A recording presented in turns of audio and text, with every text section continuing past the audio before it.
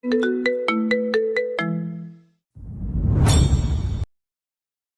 তো আপনাকে চাই না অয়ন ভাই। আমি আপনার ছিলাম না, আপনার হবও না আমি। ফের তীরের ফলার মতো তেড়ে এসে অয়নের বুকটাকে দুই খণ্ড করে দেয়। পোকার মতো কিলবিল করছে মস্তিষ্কে। ছেলেটা দুই হাতে কপালের দুপাশে খামচে ধরল। আর এই বিধ্বস্ত সাম্রাজ্যের পরাজিত রাজার সামনে আচমকা ঝড়ের মতো ছুটে এলো। হাঁটু গেড়ে বসে পড়ল ইউষা। অস্থির হয়ে ডাকল। অয়ন চাইল আস্তে ধীরে, হাত দুটো কাঁপছে ওর। খুব কোমলভাবে নিজের ছোট হাতটা তার কাঁধে রাখল ইউষা। এই স্পর্শ অয়নের যন্ত্রণার সাগরে খড়কুটোর যেন। ভেজা গলায় বলল, ওরা আমার সাথে এমন কেন করলো ইউষা? আমি তো তুষির জন্য সব করতে পারতাম, বল। কত ভালোবাসি আমি ওকে, অথচ আমাকে বেছে নিল না। আর যে মানুষটাকে শুরু থেকে অবহেলা করলো, অসম্মান করলো, বাড়ির কাজের মেয়ের মতো ট্রিট করলো, তুষি তাকেই পছন্দ করলো ইউষা। আমি কি এতটাই অযোগ্য? ইউষার সব দুমড়ে মুচড়ে যায়। ভীষণ কান্নায় ভেঙে আসে ঠোঁট। চোখের পানিটা গালে গড়াতে গড়াতে বলল, তুষির তুষির দোষ নেই অয়ন ভাই, সব দোষ অয়ন বলতে দেয় না, কথা কেড়ে নেয়। ছটফট করে বলল, বোকা মেয়ে দোষী, বুঝলো এটা? ও যে একটা কাছের প্রতি ভালোবাসায় অন্ধ হয়ে গেছে। ভাইয়া তো ধারালো কাজ, যাকে ছুলে শুধু কেটে যায়, রক্ত আসে, এর বাইরে কিচ্ছু পাওয়া যায় না।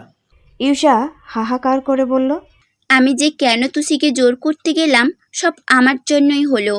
আমি তোমাদের সুখী দেখতে চেয়ে উল্টো তোমার দুঃখ বাড়িয়ে দিলাম অয়ন ভাই। তুমি বরং আমাকে শাস্তি দাও, আমাকে মারো, আমাকে কথা শোনাও। আমি তুষিকে জোর করেছিলাম তোমাকে বিয়ে করতে। কেন করলাম আমি? কেন? অয়ন চুপ করে রইল। দেখে বোঝা গেল না ইউষার কান্না বা কথাগুলো কানে পৌঁছলো কিনা। নিথরের মতো চেয়ে রইল কোথাও। ইউষা এই দৃশ্যে আটকে ওঠে। পাগল হয়ে ওর গাল চাপড়ে বলে, অয়ন ভাই, এভাবে ভেগে যেও না। ভালোবাসা তো জোর করে পাওয়া যায় না, বলো। সামলাও নিজেকে, সামলাও তুমি। ছেলেটার কি যেন হলো হঠাৎ করে। ধরফর করে দুহাতে বাড়িয়ে ইউষার ক্ষুদ্র শরীরটা জাপটে নিজের কাছে নিয়ে এলো। যেন অসহায় ছোট্ট শিশু নিজের সব হারিয়ে আশ্রয়ের কাছে ছুটে এসেছে। অয়নী অমন করে ইউষার বুকে ঢুকে গেল। মরিয়া হয়ে বলল, আমি ওকে ভালোবাসি উষা, ভীষণ ভালোবাসি। ওরা কেন আমার সাথে এমন করলো, কেন? আমি সব শুনেই গিয়েছিলাম, তাহলে আমার সাথে এটা কেন হলো? ইউষা শক্ত হয়ে যায়। বুক কাঁপলেও চোখের কোণ ছুঁয়ে একটা জল নেমে গলায় গিয়ে লাগে। যে মানুষও ও মনে প্রাণে চায়, আজ সেই মানুষটাই ওকে জড়িয়ে ধরে অন্য নারীর জন্য আহাজারি করছে। একেই কি ভাগ্যের পরিহাস বলে? অয়ন বলেই গেল নিজের মতো, আমি মরে যাবো ঈশা, তুষিকে ছাড়া আমি নিঃশ্বাস নিতে পারছি না। ও কেন এমন করলো? ও একবার অন্তত আমার দিক চেয়ে বলতে পারতো আমার কমতি কোথায়। ইউষা মনে রাশ টানল। বুকটা চিড়ে গেলেও শান্ত রইল সে। ঢোক গিলতে গিলতে গিলে নিল নিজের দুঃখদের। কাপা হাত দুটো তুলে অয়নের পিঠে হাত রাখল ঈশা। চোখের জল অয়নের চুলে ছুঁয়ে দিচ্ছে। মানুষটার মাথাটা নিজের বুকের কাছে আরো শক্ত করে চেপে ধরল ও। অয়ন আজ মিশে গেল সেখানে। নিজের সব বিষাদ আহাজারিতে বের করে দেয়। ঈশা ঠোঁটে ঠোঁট চেপে রেখে নিজেকে আটকাতে কষ্ট ছিঁড়ে কান্না ঠেলে আসছে। আবছা আলোয় দেখা যাচ্ছে তার ভেজা চোখের মণি। অথচ ঠোঁটের কোণে এক টুকরো বিষণ্ণ হাসি ঝুলিয়ে বলল, আমরা দুজনেই কাঁদছি অয়ন ভাই, দুজন দুজনকে ধরেই কাঁদছি। তফাৎটা শুধু তুমি তুষির জন্য কাঁদছো আর আমি তোমার জন্য। কিন্তু আমাদের কার কষ্ট বেশি? কার কষ্ট বেশি? আমারই বোধ হয়। তুমি তো তাও তোমার ভালোবাসার কথা চিৎকার করে বলতে পারছো, শোনাতে পারছো আমাকে। আমি যে তাও পারছি না। আমার ভেতরে ঝড় বইলেও যে আমি কাউকে দেখাতে পারি না, শোনাতে পারি না। আমার মতো অভাগী আর দুটো হয় বলো তো? তুমি আমাকে দেখে শেখো দুঃখদের কিভাবে কবর দিতে হয়। রাত তখন শেষ প্রহরের পথে। ঘড়িতে ছুঁই ছুঁই করছে 3:30টার কাঁটা। হুতুম প্যাঁচার দলগুলো ডেকে ডেকে ক্লান্ত বোধ হয় এখন। এই মাঝরাতে সার্থর ঘুম ছেড়ে গেল হঠাৎ। চোখ মেলে অন্ধকার ঘরের চারপাশে এক পলক চাইল সে। শোয়া থেকে তড়াক করে উঠে বসলো অমনি। ঘরের দরজা ভেজানো, ডিমবাতি জ্বলছে, গায়ের ওপর পাতলা নরম ব্ল্যাঙ্কেট, ঝিমঝিম করছে এয়ার কুলারের শব্দটাও। স্বার্থ বুঝল ও তখন মায়ের কোলেই ঘুমিয়ে পড়েছিল হয়তো। এর মানে তুষি এই মেয়ে আসেনি। তস্ত্র বিছানা থেকে নামলো সে, চোখ জোড়া টলটলে লাল, মাথার এক পাশ দপদপ করছে ভীষণ ব্যথার তোড়ে। গোটা সৈয়দ নিবাস নিস্তব্ধ এখন, কোথাও কোনো টু শব্দও নেই। বসার ঘরে সবুজ আলো বাদে সমস্ত বাড়ির নাম লিখিয়েছে ঘুমন্তপুরীর রাজ্যে। স্বার্থ লম্বা লম্বা পা ফেলে সোজা স্টোর রুমের সামনে এসে থামল। দরজা বন্ধ ভেতর থেকে, ও পাশটা অন্ধকার। চসূচক শব্দ করলো ও। চোরটা শপথ নিয়েছে ওর সাথে থাকবে না, এইরকম আলাদা আলাদা ঘুমাবে। বিয়ের পরও তো এই দুর্দশা স্বার্থ মানবে না। ও আঙ্গুলের পিঠ দিয়ে টোকা দিল দরজায়, ডাকলো মোলায়েম স্বরে, এই চোর, ঘুমোচ্ছ? সব কিছু একই রকম নীরব। ওই দিকে থেকেও উত্তর এলো না। তবে স্বার্থ তীক্ষ্ণ মস্তিষ্ক টের পেল ভেতরে থেকে দুটো পা ধপধপ করে মেঝেতে এসে ঠেকছে। নিশ্চয়ই বিছানা থেকে নেমেছে তুষি। স্বার্থ ঠোঁট কামড়ে সরু চোখ নামিয়ে মেঝের দিকে ফেলল। হালকা আলোয় দেখা গেল একটা ছায়া এসে থেমেছে সেথায়। তুরন্ত ছোট এক পাশে তুলে হাসল স্বার্থ, ডাকলো গম্ভীর কণ্ঠে, তুষি, দরজা খোলো। উত্তর নেই। ও নিজেই বলল, আমি জানি তুমি জেগে, খোলো, কিচ্ছু করবো না। জবাব এলো না। কিছুক্ষণ কাটল। একটা কাগজের মতো কিছু দরজার নিচে হতে বেরিয়ে এলো হঠাৎ। দু আঙ্গুল দিয়ে ঠেলে দিয়েছে তুষি। স্বার্থ কপাল কুঁচকে কাগজ হাতে নেয়, লেখা। কি দরকার?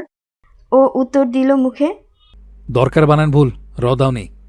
আবারও 2 সেকেন্ড কাটল। খুব তাড়াহুড়োভাবে একটা কাগজ বেরিয়ে এলো ফের। স্বার্থ হাতে তুলে ভাঁজ মেলে, লেখা। আপনাকে আবার খুন করতে মন চায়। এবার নিঃশব্দে হেসে ফেলল ও। কপালে 2 আঙ্গুল ঘষতে ঘষতে বলল, কথাটা খুন হবে বোধহয়। হয় বানান শেখো, না হয় ঠিক করে লেখো। এভাবে উল্টাপাল্টা লিখে আমাকে ভুল ইঙ্গিত দিও না। আর যদি জেনে বুঝে লিখে থাকো তাহলে বলবো মিঠু। ওপাশ থেকে তুষি প্রথমে বুঝতে পারল না, নাক মুখ গুটিয়ে চুপ করে রইল। স্বার্থ নিজেই জানালো, খুনকে খুব লিখেছ। তুষির জিভ বেরিয়ে এলো। টাস করে সজোরে একটা থাপ্পড় মারল কপালে। ইস রে, ইস, খুনের জায়গায় খুব লিখে দিল। মানে কি দাঁড়ালো তাহলে? আপনাকে আমার খুব করতে মন চায়? লজ্জায় কুণ্ঠায় তৃষা পারল না মাটির ভেতরে তলিয়ে যেতে, কিংবা ছুটে গিয়ে রেল লাইনে মাথা দিয়ে মরতে।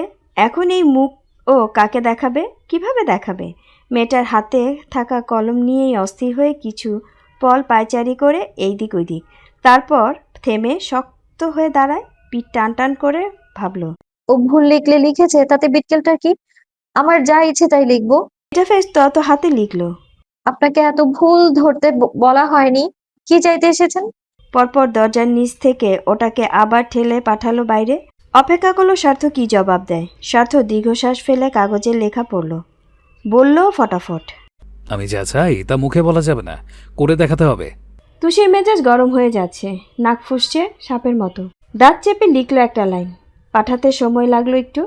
অসভ্য লোক কোথাকার, যান এখান থেকে। স্বার্থ পড়তে পড়তে ভ্রু কুচকে বলল, এটা আবার কি শব্দ? তুমি কি আমাকে অসভ্য বলেছ? তুষি, প্লিজ যা বলার মুখে বলো। তোমার ভুল ইংরেজি থেকে রেহাই পাওয়ার শাস্তিস্বরূপ কি এখন আবার ভুল বানানে চিঠি পড়তে হবে? তুষি আর মুখে কুলুপ রাখতে পারল না, বলল কটমটিয়ে, আমার যেভাবে ইচ্ছে সেভাবে লিখবো। আপনার পড়তে মন না চাইলে ছুঁড়ে ফেলে দিন। স্বার্থ বলল, বাইরে এসো। কেন? কি জন্য? কি দরকার? নিজের ঘরে যান, এখানে চেঁচাবেন না। বাড়িতে অশান্তি হচ্ছে, দেখতে পাচ্ছেন না আপনি? বাড়ির অশান্তি দেখছো আর আমারটা? ওটা কে দেখবে? বের হতে বলেছি তোমাকে। তুষি কোমরে এক হাত দিয়ে মুখ পাথর করে বলল, বের হয়ে কি হবে? তুমি আমার ঘরে শোবে। না, আমি এই ঘরে ঘুমোবো। বিয়ের পর আলাদা শুতে নেই, সবসময় বরের সাথে সাথে থাকতে হয়। তুষি আশ্চর্য না হয়ে পারল না। যার জন্য বাড়িতে এত কাণ্ড ঘটে গেল, রীতিমতো মারপিট লাগলো, ও একটা থাপ্পড় খেলো মায়ের, সেই লোক এখন পড়ে আছে ওর আলাদা থাকা নিয়ে। লজ্জাও কি নেই? তুষি গাল ফুলিয়ে বলল, কচুর বিয়ে, কচুর বর, আপনি জান তো? স্বার্থের কণ্ঠস্বর নিরেট হলো এবার। হুমকি দিল কঠোর চিবুকে। কি চাইছো, দরজা ভাঙবো? ব- ব- ভাঙুন পারলে। যা হাঙ্গামা করছেন 2 দিন থেকে, এখন শুধু এটাই বাকি আছে। স্বার্থ মাথা সত্যিই বিগড়ে গেল। 1 সেকেন্ড ভাবল না। দরজার মাঝখানে ড্রিম করে লাথি মারল এমনি। শক্ত কাঠ কেঁপে উঠল সঙ্গে সঙ্গে, থরথর করে কাঁপল তুষি নিজেও। ত্রাসে ছুটে সরে গেল, ঝোঁক গিলে বলল, ব- ভালো হচ্ছে না কিন্তু। আপনি দরজায় দ্বিতীয়বার লাঠিটা পড়ল তখনই। ছিটকে নিখট করে নড়ল একটুখানি। আতঙ্কে মুখ শুকিয়ে গেল তুষি। হাত খসে খাতা কলম পড়ে গেল নিচে। এত শব্দ, যদি কেউ চলে আসে আবার নতুন ঝামেলা তৈরি হবে না? তুষি চাইল না অশান্তি করতে। তড়িঘড়ি করে ছিটকিনিটা টেনে নামালো। স্বার্থ তৃতীয় লাথিটা মারতে গিয়ে ওকে দেখে থামল। সোজা হয়ে দাঁড়ালো, কিন্তু তুষির চোখে চোখ পড়তেই পাথরের মতো দৃষ্টি জোড়া থমকে গেল একটু। তুষি জড়সড় হয়ে দাঁড়িয়েছে, একটা ভীতু সন্তুষ্ট চেহারা, এলোমেলো দৃষ্টি, হাত দুটো কসলাতে কসলাতে চারদিক দেখছে। এত ভয় পাচ্ছে কেন মেয়েটা? কিসের এত অস্বস্তি? ও তো তুষির স্বামী, তাও প্রস্তররূপী মানুষটা কি ভেবে যেন ভাসমান মেঘের মতো নরম হয়ে গেল। ফোঁস করে শ্বাস ফেলল স্বার্থ, কোমল গলায় বলল, তুমি কি সত্যি আমার থেকে স্পেস চাইছো তুষি? তুষি চোখ না তুলে ঘাড় নাড়ালো শুধু। বোঝালো হ্যাঁ। স্বার্থ এক পল থম মেরে থাকে। চোখের মনি নড়ে না, নেত্রপল্লব পড়ে না, শুধু নিশ্চল নয়ন মেলে দেখে যায় তুষিকে। পরপর ঘুরিয়ে হনহন পায়ে ওপরে রওনা করলো। তুষি মুখ তুলে চাইল এবার। ততক্ষণে 22টা সিঁড়ি স্বার্থ খুব জলদি বেয়ে ঊর্ধ্বতলায় উঠে গেল। দেখতে দেখতে ওই চওড়া শরীরের মানুষটা নিজের ঘরে ঢুকে গেল। শব্দ করে লাগালো দরজাটা। তুষি সারা মুখ অন্ধকারে ঢেকে গেল অমনি। বড় বড় চোখগুলো জলে ভরে ছলছল করতে থাকে। খুব অদ্ভুত ব্যাপার যে তুষি মার খেয়ে, গালি খেয়ে, এমনকি খিদের জ্বালাতেও কাঁদেনি, সেই তুষি ভালোবাসার পর থেকে কথায় কথায় কাঁদছে। কথায় কথায় জলে ভরে যাচ্ছে ওর চোখ। আজকে নিজেকে চিনতে বড্ড কষ্ট হয়।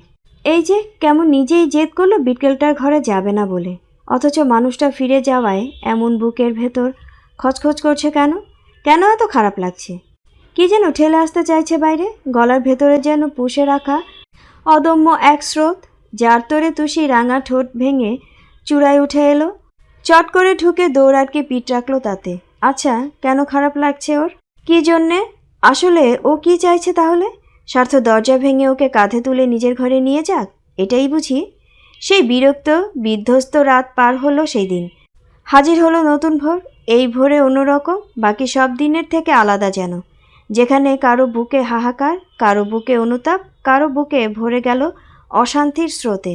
ঘন্টায় ঘন্টায় সময় কাটলেও সৈয়দ বাড়ির সদস্যরা রাতে দু চোখের পাতা এক করেছে কি না সন্দেহ। এই যে আয়ন, ও যখন ঘর থেকে বের হলো বাইরে তখনও আলো ফোটেনি, সূর্যও ওঠেনি। তবে দূর দূরান্ত থেকে মাইক্রোফোনের চড়া শব্দে ফজরের আজান শোনা যাচ্ছে। এছাড়া আর কেউ জেগে নেই। হয়তো একটু পর বাড়ির গৃহিণীরা উঠবেন, কাজে মগ্ন হবেন নিজেদের।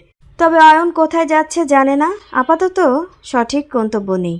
বাড়িতে ওর দম বন্ধ লাগছে। চারদিকে যেন ছড়ানো ছিটানো সাপের বিষ। এই বিষে নীল হয়ে পুড়ে যাচ্ছে সে। তাই ঠিক করেছে রাত ছাড়া আর ঘরমুখো হবে না। যখন সবাই ঘুমাবে তখন ঢুকবে, আবার যখন ঘুমে থাকবে তখন বেরোবে। বিশেষ করে তুষি। অয়ন আর সামনে পড়তে চায় না, দেখতে চায় না ভাইয়ের সাথে ওর নতুন সংসার সাজানো খেলা। অয়ন সব এড়িয়ে যেতে চায়, সইতে চায় না কোনো হৃদয় পোড়ানো জ্বালা। নিচে নামতে নামতে অয়নের বুকের পাঁজর টনটন করে উঠল। একবার মলিন চোখে স্বার্থর ঘরের পর্দা দেখল ফের। পর্দা মেলে রাখা, দরজাও বন্ধ। ভেতরে তুষি আছে আজ। স্বার্থ খুব কাছাকাছি। আচ্ছা, কতটা কাছে গিয়েছে ওরা? যতটা কাছে অয়ন তুষিকে ভাবত ততটা? না, আরও বেশি। অয়নের হাঁসফাঁস লাগতে শুরু করলো। গলা বুক শুকিয়ে এলো যন্ত্রণার তোড়ে। অ্যাপ্রনটা মুঠোয় চেপে দ্রুত পায়ে ডাইনিং টেবিলে এসে গেল সে। গ্লাসে পানি ঢেলে খেতে খেতে হঠাৎ চোখ পড়ল অদূরে স্টোর রুমের দিকে। ওটারও দরজা লাগানো। অমনি ভ্রু কুঁচকে ফেলল অয়ন। গ্লাস নামিয়ে রাখলো তাড়াতাড়ি। সতর্ক পায়ে এগিয়ে গেল সে। স্টোর রুমে তো তুষি থাকতো, ও না এখন ভাইয়ার ঘরে। তাহলে এখানে কে? হাসনা দাদি গেস্ট রুমে থাকেন, মাঝে মাঝে তুষির সাথে ঘুমাতেন, কিন্তু একা একা কী করছেন এই রুমে? অয়ন বুঝল না কিছু। ভেতরে ফ্যানের শস্য আওয়াজটাও পরিষ্কার শোনা যাচ্ছে। ওর কৌতূহল মেটাতে দরজার ছিটকিনি নাড়ল তক্ষুনি। হাই তুলতে তুলতে বেরিয়ে এলো তুষি। অমনি মুখোমুখি হয়ে গেল দুজন। অপ্রত্যাশিতভাবে অয়নের সামনে দেখে ভূত দেখার মতো চমকে উঠল মেয়েটা। অয়ন নিজেও প্রচণ্ড অবাক হয়ে গেছে। তুষিকে ও এখন আশা করেনি। তার চোখে মুখেও পড়ল সেই ছাপ। তুষি থতমত খেয়ে গেল। কি করবে না করবে গুলিয়ে ফেলল সব। ধরফরিয়ে দরজা আটকে দিতে গেলেই বাদ সাধল অয়ন। এক হাতে কাঠটা চেপে ধরে করুণ সুরে ডাকল, তুষি। তুষি নিভে যায়, থেমে যায় হাত, তাকায় মায়া মায়া চোখে। অয়ন বলল, আমায় দেখে পালাচ্ছিলে? না মানে আমি আসলে অয়ন ওর ঘাট ঝিঙিয়ে ঘরের ভিতরে তাকালো একবার। বিছানাটা ফাঁকা, তুষি ব্যবহার করা সেই আগের বালিশ কাঁথাই পড়ে আছে। অয়ন নজর ফিরে মেয়েটাকে দেখলো আবার। বিয়ের আগে যা পরতো তেমনি একটু চুড়িদার পরেছে, তফাৎ কেবল নাকফুলটা। ওটা খুললেই তো আগের তুষি হয়ে যাবে। তুষি বিব্রত হচ্ছিল। প্রসঙ্গ কাটাতে গলা ঝেড়ে বলল, আপনি এত ভোরে এখানে? বের হচ্ছে। তুমি এত তাড়াতাড়ি উঠলে যে? ও জিভে ঠোঁট ভিজিয়ে বলল, ঘুম ভেঙে গেছে, ভাবলাম নামাজ পড়ে ফেলি, দাদিকে ডাকতেই যাচ্ছিলাম। অয়ন বাঁকা হেসে বলল। ভাইয়ের সাথে বনি মনে হচ্ছে না? তুষি হতভম্ব হয়ে বলল, জি? আলাদা ঘরে থাকছো কেন? তোমার তো ওর ঘরে থাকার কথা। তুষি শির দ্বারা সোজা হয়ে গেল। এই রে, এবার কি বলবে? অয়ন নিজেই বলল, এর মানে তুমি কাল আমাকে একটা বাচ্চাদের বুঝ দিয়েছিলে। মানে আমি ঠিক ছিলাম। ভাইয়াকে আসলে তুমি মন থেকে মেনে নাওনি তুষি। ও নিশ্চয় জোর টোর করেছে, আম রাইট? তুষির শুকনো চেহারা স্পষ্ট চোখের সামনে। মুহূর্তেই কেমন কপাল আর নাকের ডগা ঘেমে গেল ওর। এতেই আরও পেয়ে বসল অয়ন। উদ্বেগী অস্থির হয়ে বলল, সত্যি বলো তুষি, কি চলছে তোমাদের? কি লুকাচ্ছ তুমি? কেন তোমরা বিয়ের পরও আলাদা ঘরে থাকছো? তোমাদের মাঝে স্বামী স্ত্রী সম্পর্ক নাই, তাই না? ও নিশ্চয়ই তোমাকে ওয়েল ট্রিট করেছে না? করবে নাই তো, ইন ম্যানারও। এখনো সময় আছে, আমার কাছে ফিরে এসো না। আমি তুষি আর বলতে দিল না। হঠাৎ এক ছুটে উল্টো পথে ঘুরে গেল রুমে। ঝড়ের বেগে অয়নের মুখের উপর দরজা আটকে দিল। ছেলেটা ব্যাকুল হয়ে ডাকল। তুষি, শোনো তুষি। তুষি শুনল না। নিরুপায়ের ন্যায় স্তম্ভিতের মতো দাঁড়িয়ে রইল ওপারে। ও চাইলেও পারত অয়নকে কিছু করা কথা বলতে, কিন্তু বলল না। কি বলবে? ও তো মানুষটার অনুভূতি জানে, ওর অপরাধও জানে। লোকটা ওর থেকে যেই হারে ঠকেছে এমন করা স্বাভাবিক। তুষি পোড়া শ্বাস ফেলল। অয়ন তখনও ডাকছে। তুষি প্লিজ, বলো না কেন আলাদা থাকছো তুমি? ভাইয়াকে কি তুমি ভালোবাসো না? ও কি তোমাকে জোর করেছে? তুষি ক্লান্ত হয়ে চোখ বুজে মাথা ঠেকালো দেয়ালে। পরপরই একটা কঠিন সিদ্ধান্ত নিয়ে ফেললো আজ। অয়ন নিজস্ব কেবিনে পেশেন্ট দেখতে বসেছে। আজকে সিরিয়াল পড়েছে বেশি, এত এত বাচ্চা এসেছে। ভিড় লেগে গিয়েছে কেবিনের সামনে। সামনের চেয়ারটাতেও 1.5 বছরের একটা বাচ্চা বসেছিল। ক্যাবিজের সমস্যা, পুরো ঘা হয়ে গেছে। অয়ন চেক আপ করে ওষুধপত্র লিখে দেয়। শিশুবিদ হিসেবে অল্পতেই অনেক সুনাম হয়েছে ওর। ব্যস্ততার মাঝেই মুঠোফোনটা বাজল। ও ঘাড় ফিরিয়ে দেখল ইউষার কল। স্ক্রিনে লিটল চেরি লেখাটা ভাসছে। অয়ন ফোঁস করে শ্বাস ফেলে এসে বসলো চেয়ারে, যেন জানে ইউষা কি বলবে এখন। ততক্ষণে ভেতরে থাকা নারী বাচ্চা নিয়ে বেরিয়ে গিয়েছেন। এখন পরের জন আসার কথা। অ্যাসিস্ট্যান্ট উকি দিয়ে শুধালেন। বসতে বলুন, আমি ডাকবো। স্ক্রিনে সবুজ বাটন প্রেস করতেই ওপাশ থেকে ইউষা হড়বড় করে বলল, অয়ন ভাই, হ্যালো। অয়ন ভাই, কোথায় তুমি? তুমি খেয়েছো? নাস্তা করেছো সকালে? অয়ন ভ্রু কুঁচকে নেয়। ইউষার গলার স্বর আধ ভাঙা। বলল, কখন উঠেছিস? আমি এই তো উঠেই তোমার ফল দিলাম। বড় মা বলল তুমি নাকি সেই ভোরে চলে গেছো, সেও তোমায় দেখেনি, তাই ভাবলাম কিছু খেলে কিনা। শেষের দিকে শব্দটা নেমে গেল ইউষার। মিনমিন করে বলল। অয়নের ঠোঁটের কোণে এক ছটা হাসি ফুটল অমনি। যাক, কেউ অন্তত ভাবে ওকে নিয়ে। বলল, খাইনি, খাবো। আজ অনেক প্রেশার। 7টা থেকে সিরিয়াল পড়েছে। খেয়ে নাও আগে, পরে দেখো। শরীর না চললে মাথা চলবে কি করে? তুই খেয়েছিস? না। খেয়ে নে। ইউষা এক পল চুপ থেকে বলল। আগে তুমি খেয়ে জানাও, তারপর। অয়ন মৃদু হেসে বলল। তোর আমাকে নিয়ে একটু বেশি চিন্তা হয় ইউষা। ইউষার বুক শুকিয়ে গেল প্রশ্ন শুনে। অস্থির চিত্তে ভাবল, না হলে আর কাকে নিয়ে হবে শুনি? তুমি যে আমার সব। জিভে ঠোঁট ভিজিয়ে বলল। হে মানে, ওই বড় মা বলছিল। অয়ন কথা কেড়ে নিয়ে বলল, আমায় নিয়ে এত ভাবিস না ইউষা, আমি ঠিক আছি। বরং আজ একটু বেশি ঠিক আছি মনে হচ্ছে। শেষটুকুতে অয়নের স্বর উচ্ছ্বাস শোনালো, যেন খুশির ছাপ বইছে গলায়। ইউষা কপাল কুঁচকে ফেলল। কাল রাতে যা হলো, যেভাবে আহাজারি করে কাঁদছিল অয়ন, তাতে এমন স্বর অস্বাভাবিক না। কিন্তু কিছু জিজ্ঞেস করতে পারল না। ছোট করে বলল, আচ্ছা। ফোনটা রাখলো অয়ন। কি ভেবে হাসলো একটু। মাথায় তুষির কথা ঘুরে বেড়াচ্ছে শুধু। মেয়েটার আজ ওইভাবে পালিয়ে যাওয়াই প্রমাণ করে স্বার্থর সাথে একটা বিস্তর ঝামেলা চলছে ওর। ঠিক যাচ্ছে না ওদের দাম্পত্য। আর এই ঝামেলাটুকুই কি অয়নের জীবনে তুষিকে ফেরানোর দ্বিতীয় সুযোগ হতে পারে না? স্বার্থর চেক আপের অ্যাপয়েন্টমেন্ট পড়েছে 11:30 নাগাদ। এখন বাজে 10:26। একেবারে তৈরি হয়ে নিচে নামলো সে। ইউনিফর্ম পরেছে। ডাক্তারের চেম্বার থেকে সোজা থানায় যাবে। গত সপ্তাহে ছুটি কাটিয়েছে অনেক। শরীফ জানালো ফের 2টো চাইল্ড রেপ কেস জমা হয়েছে। সামনে আবার বিস্তর ছোটাছুটি।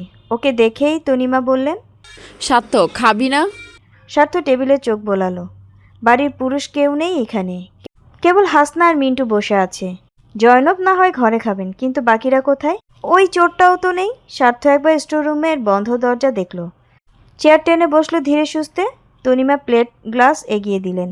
জিজ্ঞাসা করলেন, রুটি দেব না পরোটা? এসব না, টোস্ট বানিয়ে দাও। আচ্ছা। তনিমা ঘাড় নেড়ে রান্নাঘরে চললেন। রেহনুমা দুপাল উসখুস করে বললেন, তুষি খাবে না? স্বার্থ বুঝলো ভদ্রমহিলা জানেনি না তুষি ওর ঘরে নেই। উত্তর দিল, পরে খাবে হয়তো। কাল রাগের বসে মেরে দিয়েছিলাম, পরে এত খারাপ লেগেছে মাথা ঠিক রাখতে পারিনি। হাসনা শুধালেন, তোমাগো মধ্যে এখন সব ঠিক হইছে, হইল বুঝা পড়া। হয়েছে। এরপর আর কথা হলো না। স্বার্থ টোস্টের গায়ে মাখন লাগিয়ে খেলো চুপচাপ। তনিমা বললেন, তুষিকে দেখলাম কাল স্টোর রুমে ছিল, সব ঠিকঠাক হলে তো? স্বার্থ জবাব দিল, ওর ইচ্ছে হয়েছে তাই ছিল, বিয়ে করছে বলে তো আর ওর ফ্রিডম নিয়ে যায়নি। যখন মন চাইবে যাবে আমার ঘরে, এত ভেবো না।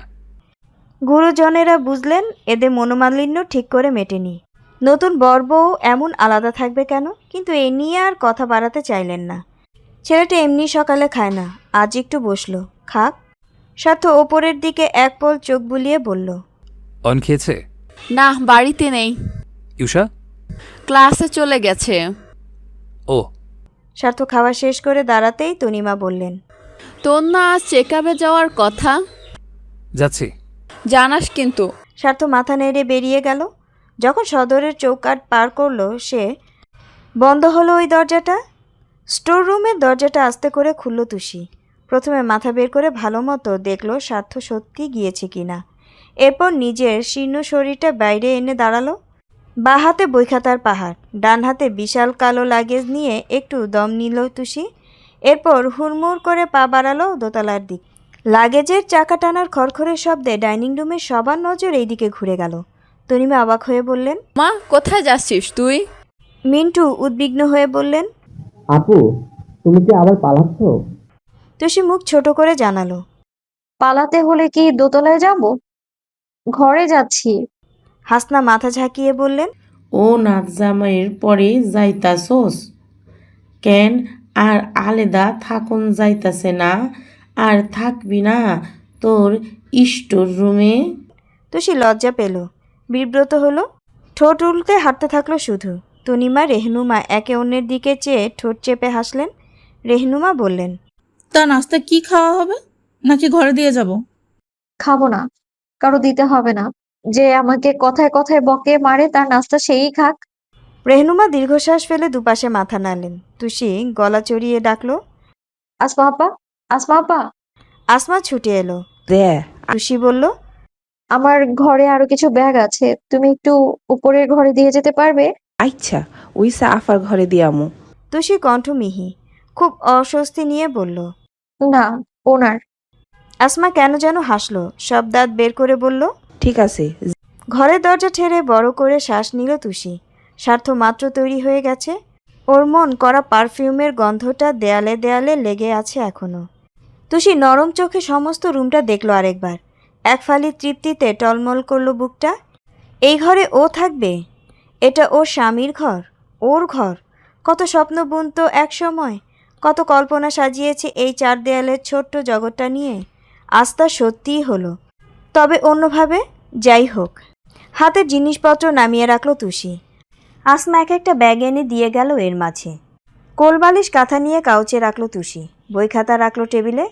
জামা কাপড় রাখার জন্য 3 পাল্লার চওড়া কাবার্ডের এক পাশ টেনে খুলল। ওই দিকটায় স্বার্থ কাপড় দিয়ে ভর্তি। ভাজে ভাজে তার জামা কাপড়, পাঞ্জাবি, শার্ট, কোট, টাই, প্যান্ট, সব কিছু। তুষি মাঝের পাল্লা টেনে খুলতেই কুঁকড়ে গেল কপাল। সম্পূর্ণ খালি এখানটা। ও তড়িঘড়ি করে পরের পাল্লা টানলো। এখানেও স্বার্থের কাপড় রাখা। কি আশ্চর্য, দুই পাশে দুই পাল্লায় উনার কাপড় চোপড়, তাহলে মাঝখানটা খালি কেন? এটা কি কোনোভাবে ওর জন্য ফাঁকা? ভাবতেই বুকের বা পাশটা ছুঁয়ে একটা ঠান্ডা দুধ সাদা স্রোত নামলো তুষির। মুচকি হাসলো মাথা নুইয়ে, পরপরই ভেঙচি কাটলো। বিটকেলের মাথায় যত সব বিটকেলি বুদ্ধি, যেন আগে থেকে জেনে বসে আছে ও এই ঘরে আসবে। আলমারিতে জায়গাও রাখা হয়েছে তাই। অয়ন সকালে অমন না করলে ওকে কে আনতো এখানে? অথচ তুষির ঠোঁটের মুচকি হাসি কমল না। ওভাবেই স্বার্থের কাপড়গুলোকে হাত বোলালো একবার। হঠাৎ মনোযোগ পড়ল ওর পুলিশ ইউনিফর্মের দিকে। কয়েক সেট ইউনিফর্ম এখানে, শার্ট, প্যান্ট, বেল্ট, এমনকি মাথার পিক ক্যাপটাও এক জায়গায় আলাদা করে খুব সুন্দরভাবে গুছিয়ে রাখা। ইস, মানুষটা কত গোছালো। আর তুষি, ওর জুতো থেকে একদিকে, জামা থাকে আরেক দিকে। তুষি কী ভেবে যেন ইউনিফর্ম ছিল। মনের ধার কেমন করে উঠল অমনি। ইউনিফর্মের শার্ট আর পিক ক্যাপটা টেনে আনলো সাথে। ওড়না নামিয়ে রেখে প্রথমে শার্টটা জামার উপর দিয়েই গায়ে পরল তুষি। কলারে নাক ডুবিয়ে লম্বা শ্বাস টানল।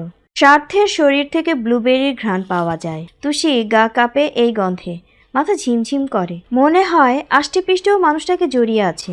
তুষি হাসলো একা একা, শার্টের নিচ থেকে 3টি বোতাম লাগালো, তারপর ছুটে এলো আয়নার সামনে। মাথায় পড়লো ক্যাপটা। ওকে দেখতে কেমন লাগছে?